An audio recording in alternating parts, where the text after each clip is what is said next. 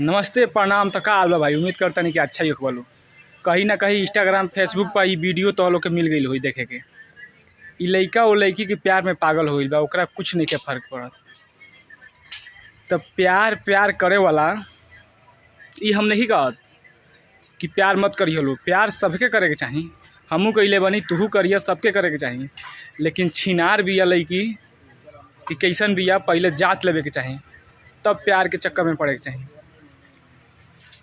तो लोग के उते ई उदाहरण तो देख सक रहे वीडियो में। ये वीडियो इंस्टाग्राम पर बहुत वायरल होता, बहुत फेमस होता है। वीडियो लड़का के साथ कितना गलत भइल बा, लड़का पागल हो गई बा।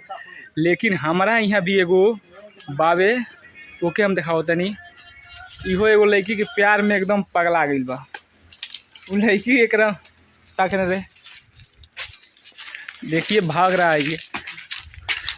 वो लड़की एक मुँहे में मुद्द दिले बिया, फिर भी उसी लड़की